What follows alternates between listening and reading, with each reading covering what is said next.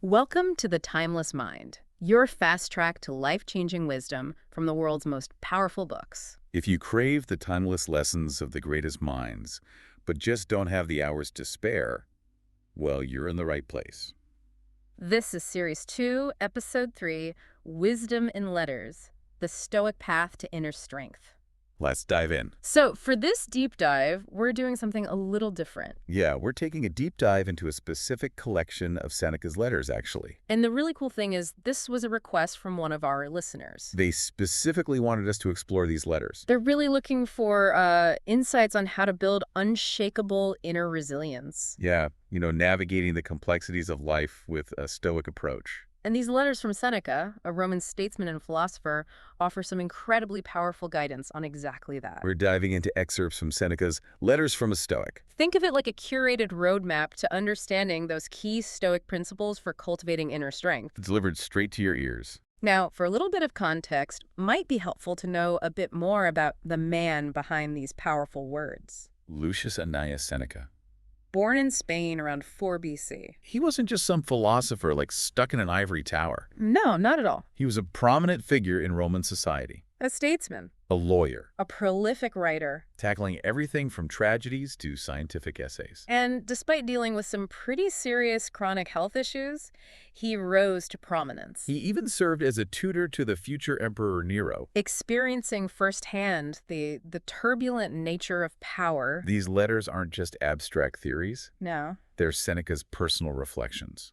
Hard-earned wisdom. Yeah, shared very directly with his friend Lucilius. It's like having a conversation with, a wise mentor. Yeah, about how to face life's challenges with equanimity and strength. Let's unpack the wisdom within these letters. Let's do it. We'll focus on some of the core ideas that speak directly to building inner strength. Okay. And the first letter that you highlighted, letter 3, on true friendship, it offers a powerful starting point. It really does. Seneca's advice, prompted by your thoughts on a particular friend, Right. cuts right to the chase. It does. He emphasizes the absolute necessity of careful consideration. Yeah, before you just go around labeling people as friends. As he puts it, think for a long time whether or not you should admit a given person to your friendship. But when you have decided to do so, welcome him heart and soul and speak as unreservedly with him as you would with yourself. I love that. Yeah. The insight here for building inner strength is about, deliberate choice in your inner circle. It is. It's about recognizing that true friendship isn't, just some casual arrangement. Okay. It's a deep bond built on trust. Hmm. And when you have those solid, reliable connections, they become an incredible source of support They do. and strength in navigating life's inevitable, tough times. Seneca's not advocating for isolation, No. but intentionality in your relationships. And it goes beyond just choosing wisely. Yes. Seneca suggests we should live so authentically, Yeah. with such integrity, Yes. that we wouldn't hesitate to be open even with, an adversary. That's right. That level of self-assuredness stemming from a clear conscience is a cornerstone of inner strength. It is. He also points to the power of, lived example. Yes. He talks about how Calanthes truly embodied Zeno's philosophy, not just through his lectures, Right.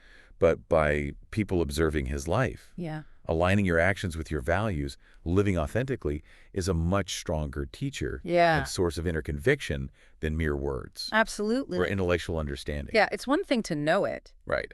It's another to live it. Think about the strength that comes from knowing your actions are really in line with what you believe. Moving on to letter 5. Okay. Seneca shifts our attention to a crucial aspect of maintaining that inner equilibrium. Resisting the pull of popular opinion Yeah. and the deceptive nature of fortune. This feels so incredibly relevant in today's world. It does. Where we're constantly bombarded with external pressures Yes. and the allure of fleeting trends. It's so easy to get caught up in that. Seneca cautions us, avoid, I cry, whatever is approved of by the mob, and things that are the gift of chance. Whenever circumstance brings some welcome thing your way, stop in suspicion and alarm. What's so insightful is his suspicion of good fortune. Mm-hmm. He's warning that these seemingly positive events, they can be traps Right. if we become too attached to them. True security isn't found in external circumstances, No. which, let's face it, can change in an instant. Yeah. but in your own resilience and character. Absolutely. And his practical advice to focus on basic needs, good health, resisting excess, Yeah. really underscores this point. It does. When your foundation isn't built on, like, fleeting pleasures Right. or societal approval, but on, like, fundamental well-being and a clear mind, Yeah. you're far less likely to be swayed by external ups and downs. You are. Letter 9 delves deeper into the essence of genuine connection Okay, versus self-serving relationships. I like that. This is key to understanding where to invest your emotional energy for true support It is. and inner peace. Seneca is very clear here about the temporary nature of friendships based on utility, Yeah. stating that someone valued for the sake of his usefulness will be cultivated only for so long as he is useful. Yeah, it's pretty transactional. The underlying insight is to really try to understand the motivations behind relationships. That's right. Those built on mutual respect, genuine care. Yes. They provide lasting strength, They do. unlike those based on what someone can do for you. Yeah, or what you can get out of it. He draws a pretty stark contrast He does. between genuine friendship and what he calls a business deal. True friendship, in Seneca's view, is characterized by selflessness, Yes, a willingness to make significant sacrifices for the other person. that's powerful. This kind of commitment fosters a deep sense of trust, Yeah. reciprocal support, which is invaluable for inner fortitude. He even compares the intensity of true friendship to the passion of love, Wow. suggesting that both are driven by a profound, Okay. often selfless connection. Not just self-interest. Not at all. And this highlights that the deepest forms of human connection, the ones that truly bolster us, come from a place of genuine care Yeah. and concern for others. Not just looking out for number one. Not at all. Okay, so we have letter 11 next, Yes. which offers a more nuanced perspective on inner strength. Okay. By addressing the fact that even the most composed among us have involuntary reactions. Like embarrassment. This letter acknowledges that inner strength isn't about being a flawless, emotionless robot. Seneca observes that even your talented friend experiences blushing Interesting. and makes a really crucial distinction between our character, yeah. which we can shape through reason, Okay. and these ingrained physical or mental tendencies that often operate outside our conscious control. The insight here is self-acceptance Yes. as part of inner strength. It. He gives a whole range of examples. Sweating, trembling, Yeah.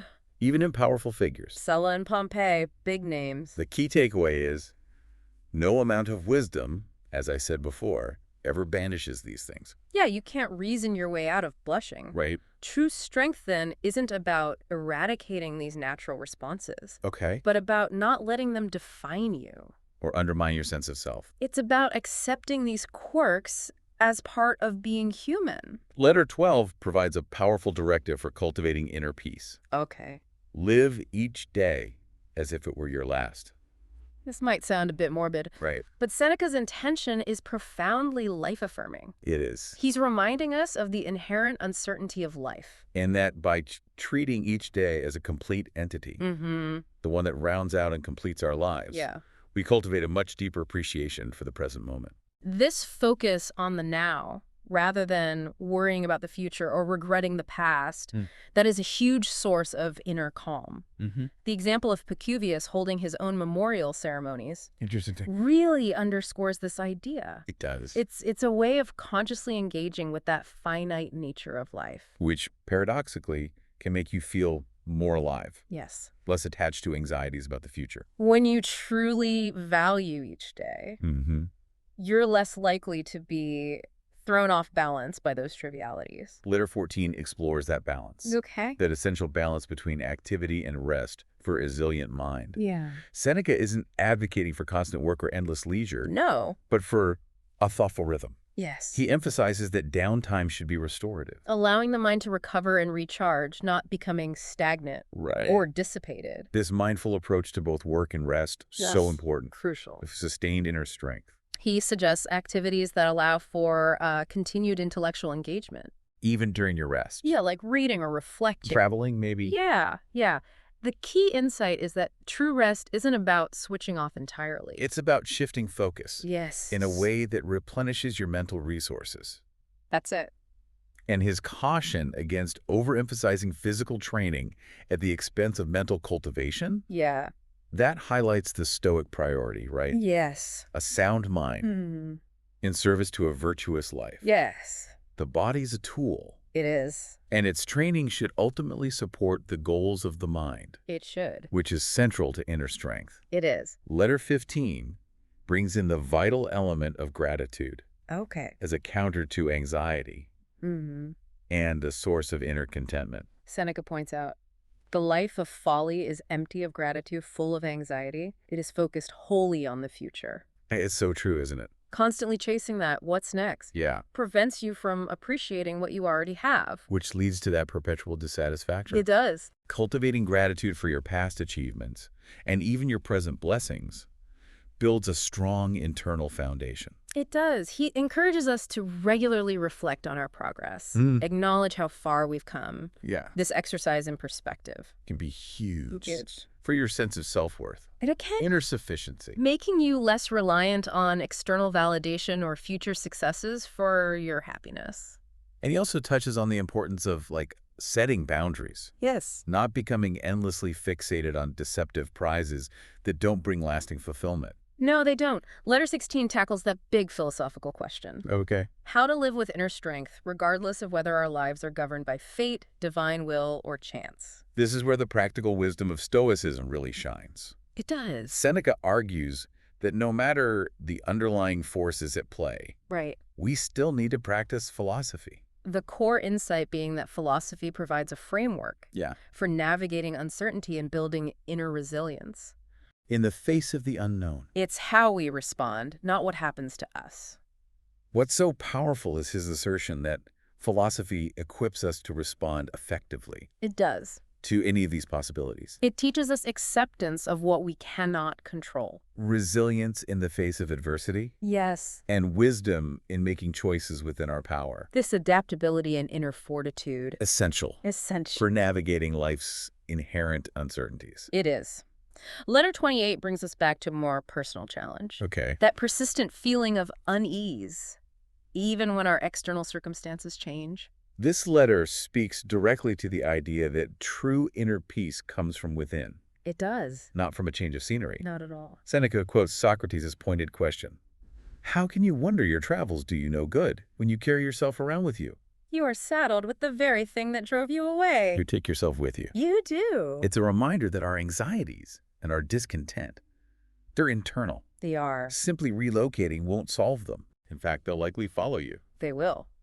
True relief and a stronger inner self come from confronting and working through those internal challenges directly. Letter 3 offers a powerful call to action for those seeking wisdom. All right. Move beyond being a student and start actively applying and sharing what you've learned. Put it into practice. Seneca challenges us.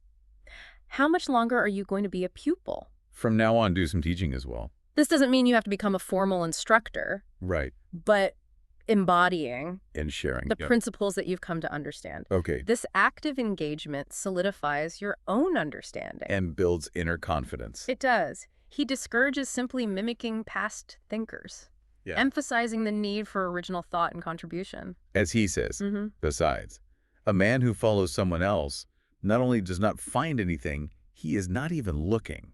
True learning and inner growth come from active engagement. Not passive reception. Not at all. Letter 38 focuses on the power of concise and impactful language. A tool that can significantly enhance your ability to communicate and influence. Seneca stresses that what is required is not a lot of words, but effectual ones. He uses the analogy of seeds, small, But potent. when planted in the right mind.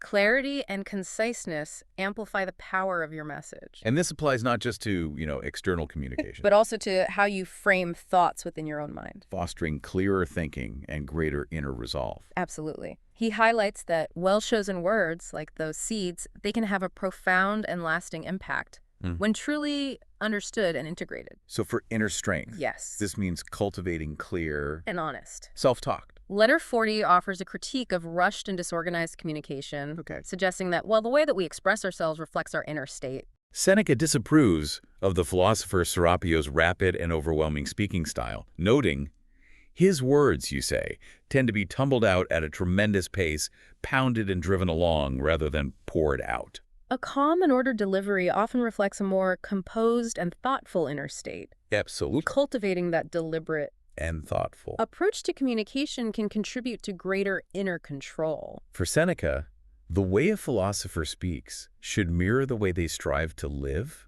with order and reason. Yeah. Haste And disorganization. in speech can undermine the very principles they espouse. A more deliberate and thoughtful approach often leads to greater inner stability. Letter 41 delves into the heart of Stoic ethics, Defining the ultimate good for human beings. as living in accordance with reason and nature. Seneca states that man's ideal state is realized when he has fulfilled the purpose for which he was born. And what is it that reason demands of him? Something very easy, that he lives in accordance with his own nature. Aligning your life with your rational faculties. And the natural order of things? Yeah. That's the path to fulfillment. An inner peace. He acknowledges that this seemingly simple directive, it can get complicated. It can.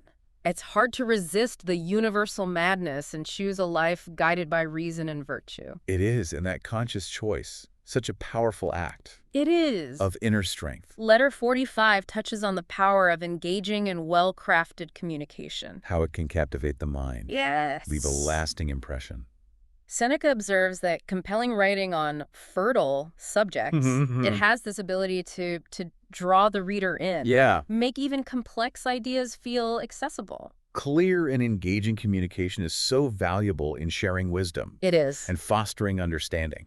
Letter 47 tackles that critical issue of how we treat those in subordinate positions. Advocating for kindness Yes. and the recognition of our shared humanity Seneca strongly condemns arrogance and harshness, towards slaves. offering the core principle.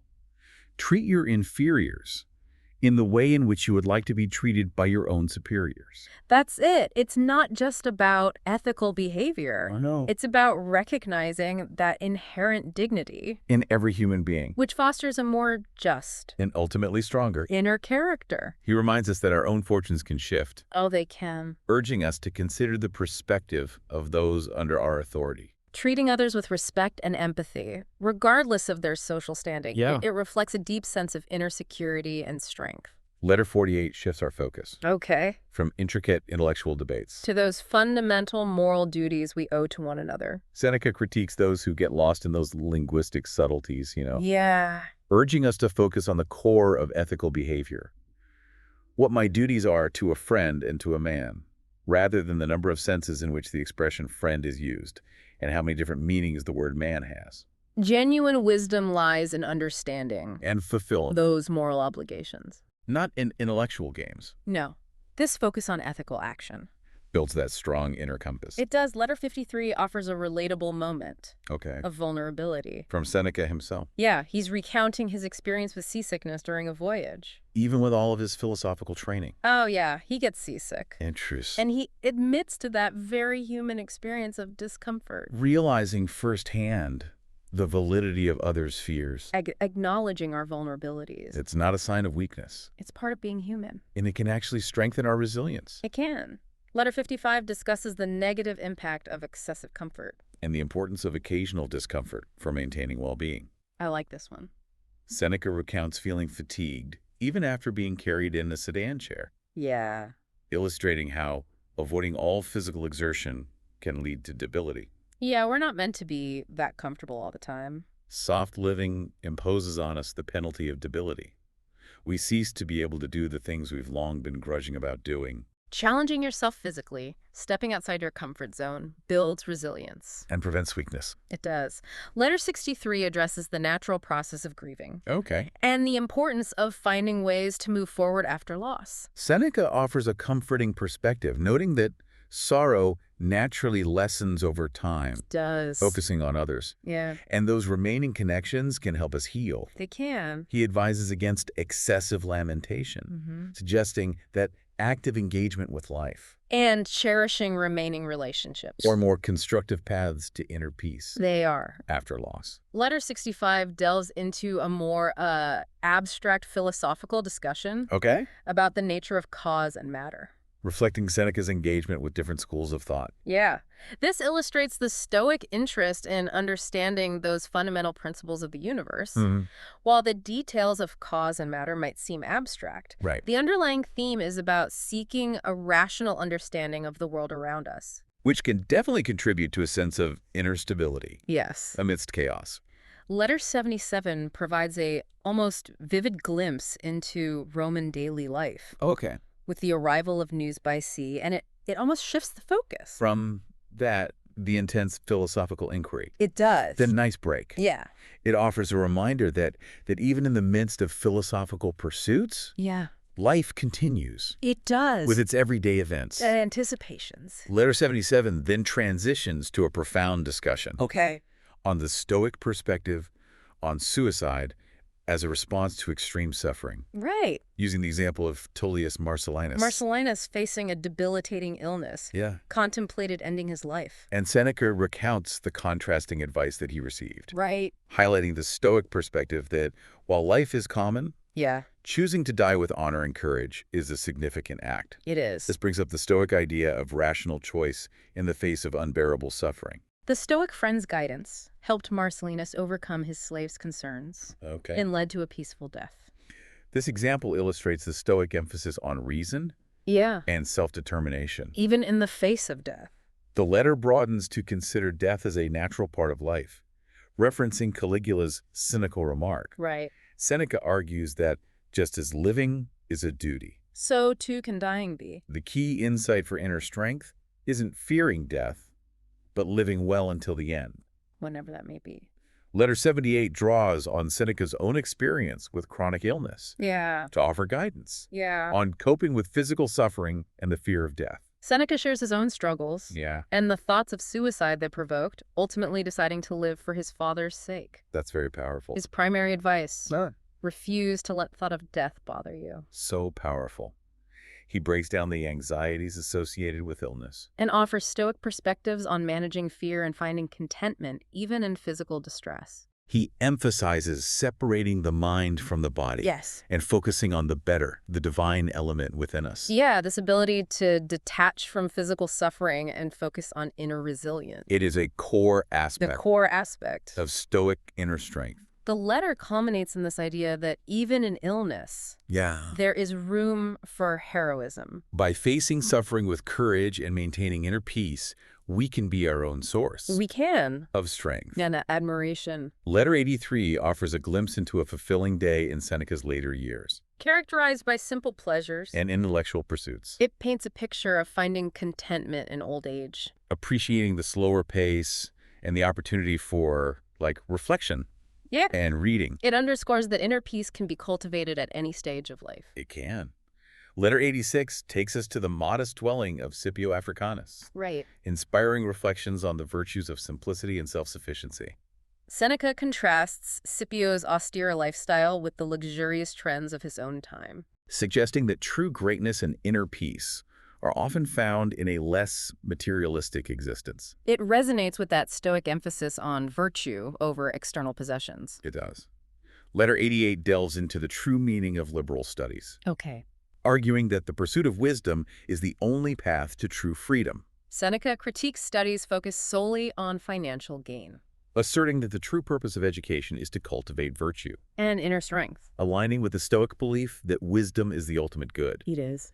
He questions whether pursuits like literary scholarship in themselves lead to moral improvement. Emphasizing that true inner transformation requires a focus on cultivating virtuous character. This leads to a broader critique of prioritizing external knowledge over internal growth. Seneca urges us to focus on addressing our own internal storms rather than getting lost in the intricacies of mythology. Or other external distractions. He argues that while liberal arts might lay the groundwork for virtue, Yeah. they don't guarantee it. Right. True virtue requires dedicated training, And practice. an ongoing commitment to self-improvement that builds lasting inner strength. The letter continues with a sharp critique of philosophers who engage in, trivial linguistic debates. Losing sight of the practical goal of living well. Seneca sees this as a distraction It is. from the real work of philosophy, Which is to guide us towards a virtuous, and fulfilling life. focusing on semantics over substance. This doesn't contribute to inner strength. No, it doesn't.